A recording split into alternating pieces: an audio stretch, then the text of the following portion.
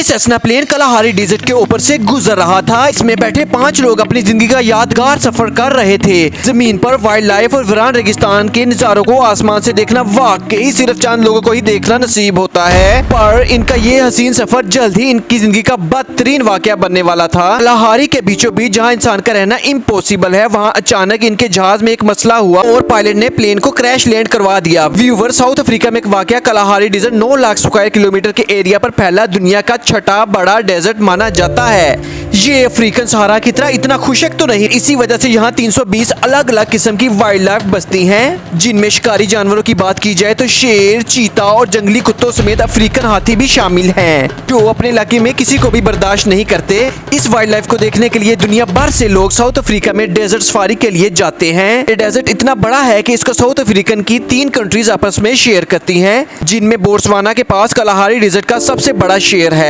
Botswana के capital Gaborone में एक कोरियर कंपनी के executive director Karl du Plessis ने एक प्राइवेट प्लेन उजागर की। वो अपने दोस्तों को कलाहारी डेजर्ट के शानदार नजारे दिखाते हुए उनको 600 किलोमीटर दूर मॉन नामी एक गांव में लेकर जाना चाहता था। उनके इस ट्रिप का मकसद एडवेंचर के साथ साथ एक बिजनेस डील को कवर करना भी था। इस हवाई जहाज में इनके दोस्त माइक निकोलिक और इसकी बीवी लेनेट निकोलिक समेत नेब ग्राउर रैक और जहाज का पायलट मार्कोंडो नेटोस कोस्टा भी शामिल था। ये जहाज 2-in-1 इंजन सेस्ना 414 था, जिसमें ये 5 लोग बहुत ही एक्साइटेड होकर सवार हो गए। टेक ऑफ करते ही जहाज कलाहारी डेजर्ट के ऊपर से होता हुआ मॉन की तरफ रवा दवा था, जिसमें ये 5 लोग बहुत ही एक्साइटेड होकर सवार हो गए। ये सफर था तो 2 घंटों का, लेकिन 1 ही घंटे के बाद लेनेट, जो कि पहले ही से घबराई हुई थी, उसने प्लेन के एक विंग में से ऑयल लीक होते हुए देखा। पहले तो उसने समझा कि ये नॉर्मल है, लेकिन फिर उसे रहा नहीं गया और उसने अपने हस्बैंड से ये बात शेयर की। जब पायलट कोस्टा को बताया गया तो उसने एहतियातन प्लेन का वो इंजन बंद कर दिया जहाँ से ऑयल लीक हो रहा था। पायलट के हिसाब से इसमें कोई खतरे की बात ना थी, क्योंकि सेस्ना 414 में अभी भी एक इंजन बचा था, और क्योंकि अफ्रीकन डेजर्ट में कड़कती गर्मी की वजह से यहाँ पर हवा बहुत पतली और खुश्क होती है, इसी वजह से प्लेन को अपना लैटिट्यूड मेंटेन करने के लिए दोनों इंजन की पावर रिक्वायर्ड थी। प्लेन अब आहिस्ता आहिस्ता नीचे आता जा रहा था। पायलट ने इमरजेंसी में गैबरोन कंट्रोल टावर से कांटेक्ट किया, लेकिन बदकिस्मती थी उनकी कि कलाहारी के बीचों बीच रेडियो भी काम करना छोड़ गया था। अब जहाज को बचाने के लिए एक ही तरीका था कि उसको खुद से किसी सीधी जगह पर लैंड करवा लिया जाए। ये जहाज वैसे ही काफी कम लैटिट्यूड पर था, इसी वजह से पायलट को जल्द ही कोई लैंडिंग स्ट्रिप ढूंढनी थी। पायलट को नीचे सिर्फ छोटी बड़ी चट्टानों और झाड़ियों के सिवा कुछ नजर नहीं आ रहा था, यानी कोई प्लेन जगह नहीं थी। अब सिर्फ एक ही ऑप्शन था और वो था अपनी जान बचाना। पायलट ने सबको ब्रेस पोजीशन में आने को कहा और जहाज को झाड़ियों के बीचों बीच क्रैश लैंड करवा दिया। क्रैश लैंड होने से पहले अंदर बैठे पैसेंजर्स को सिर्फ इतना याद था कि जमीन से बहुत करीब पहुंचने पर उनको कई जानवरों के झुंड भागते हुए दिखाई दिए थे।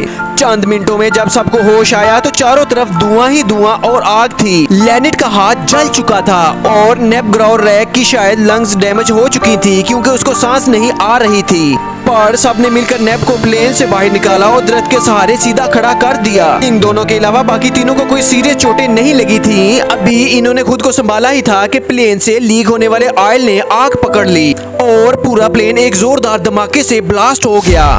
आपको यहाँ बताते चलें कि हर प्लेन में एक इमरजेंसी ट्रांसपोर्टर होता है, जो रेडियो खराब होने की सूरत में प्लेन की लोकेशन प्लेन टावर को भेजता है। जब पायलट ने ये इतराफ किया कि सेस्ना 414 में इमरजेंसी ट्रांसपोर्टर नहीं, तो सबके पैरों तले जैसे जमीन ही निकल गई। यानी इसका मतलब था कि इतने बड़े डेजर्ट में इनकी लोकेशन अब किसी को मालूम नहीं हो सकेगी। कलाहारी के किसी वीरान हिस्से में ये लोग दरख्तों के बीच में फंसे हुए थे, जहाँ इनके पास ना तो कुछ पीने को बचा था और ना ही खाने को। दोनों जख्मियों को जल्द अज जल्द हॉस्पिटल पहुंचाना बहुत जरूरी था, क्योंकि वो जिंदगी और मौत की कशमकश में लटके हुए थे। सबको यही उम्मीद थी कि जल्द ही कोई रेस्क्यू टीम आएगी और इनको यहाँ से निकाल लेगी, और रेस्क्यू टीम तो तब आएगी जब इनको मालूम होगा। बगैर लोकेशन के अगर रेस्क्यू टीम इनको इस वीराने में ढूंढना शुरू भी करे तो फिर भी यहाँ इनको पहुँचने में कई दिन लग सकते हैं। इतने में दिन ढलने लगा और इन्होंने प्लेन की आग को इस्तेमाल करके एक बोन फायर लगा ली। सारी रात खूंखार जानवरों की आवाजें इनको झाड़ियों से आती रही, लेकिन शायद वो बोन फायर ही थी जिसने जानवरों को दूर रखा हुआ था। अब दूसरे दिन का आगाज हो चुका था, लेकिन रेस्क्यू टीम का दूर दूर तक कोई नामो निशान नहीं था। पांचों की हालत बद से बदतर होती जा रही थी। डिहाइड्रेशन की वजह से इनके गले खुश्क हो चुके थे। सुबह सवेरे इन्होंने पत्तों पर पड़ने वाली ओस को पीना शुरू कर दिया, लेकिन अभी चंद कतरे ही पिए थे कि सूरज सर पर आने लगा और ये ओस भी गायब हो गई। इतने में दूर से इनको जहाज की कोई आवाज सुनाई दी। इस उम्मीद में कि रेस्क्यू टीम यहाँ तक पहुँच गई है, इन्होंने आसमान पर अपनी नजरें जुमा ली। इन्होंने देखा कि पैसेंजर प्लेन ठीक इनके ऊपर से गुजर रहा था। उन्होंने धुआं छोड़ा, आवाजें दी, लेकिन सब बेकार था। चूँकि इतनी ऊंचाई से इनको नोटिस करना करीब नामुमकिन था। अब इनको यही अपनी मौत दिखाई दे रही थी। यहाँ पड़े पड़े या तो भूख या प्यास से मर जाएंगे, और अगर बाहर निकले तो शायद ये जानवरों की भूख का शिकार हो जाएंगे। आखिरकार executive director Karl du Plessis और पायलट ने डेजर्ट में मदद ढूंढने का फैसला किया। ये फैसला था तो बहुत खतरनाक, लेकिन इसके सिवा कोई और ऑप्शन भी नहीं बचा था। वो लोग मदद की तलाश में जख्मियों को पीछे छोड़कर रवाना हो गए। दूसरा दिन भी खत्म होने वाला था। क्रैश साइट पर लेनेट और नेब की हालत अब मजीद बिगड़ती जा रही थी।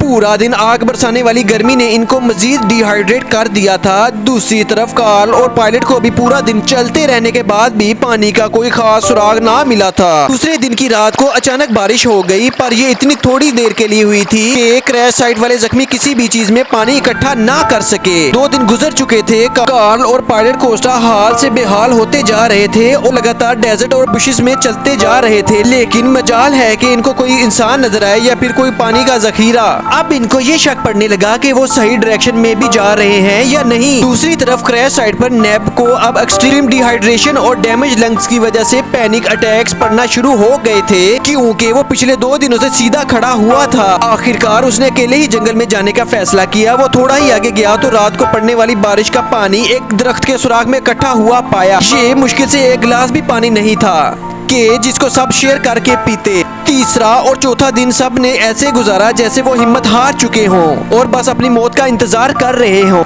लेनेट के जख्म पर अब कीड़े पड़ चुके थे, तो दूसरी तरफ कार्ल और पायलट कोस्टा पिछले 4 दिनों से लगातार चल ही रहे थे। ये भी एक मौजा था कि अफ्रीकन बुशेस में बगैर किसी एक्सपीरियंस के वो किसी जंगली जानवर का शिकार नहीं हुए थे। 5वें दिन की एंडिंग पर कार्ल और पायलट को दूर से एक हट की छत दिखाई दी। पहले तो उनको लगा कि शायद ये इनका वहम है, कि रास्ते में कई बार पहले भी उनको ऐसे ख्याल आ चुके थे। वो वाकई एक हट थी जिसके अंदर एक लड़की बैठी हुई थी। ये देखकर इनकी जान में जान आई। उन्होंने सबसे पहले अपनी प्यास बुझाई और रेडियो करके अपने कंट्रोल टावर को सारा माजरा सुनाया। रेस्क्यू टीम पहले से ही इनको कलाहारी में तलाश कर रही थी, लेकिन दुरुस्त लोकेशन मालूम ना होने की वजह से वो डेजर्ट के दूसरे हिस्सों में इनको ढूंढ रहे थे। क्रैश के 6ठे दिन सुबह सवेरे क्रैश साइट पर तीनों दोस्तों का सांस करीब निकल ही चुका था कि हेलीकॉप्टर की आवाज ने इनमें जैसे जान भर दी हो।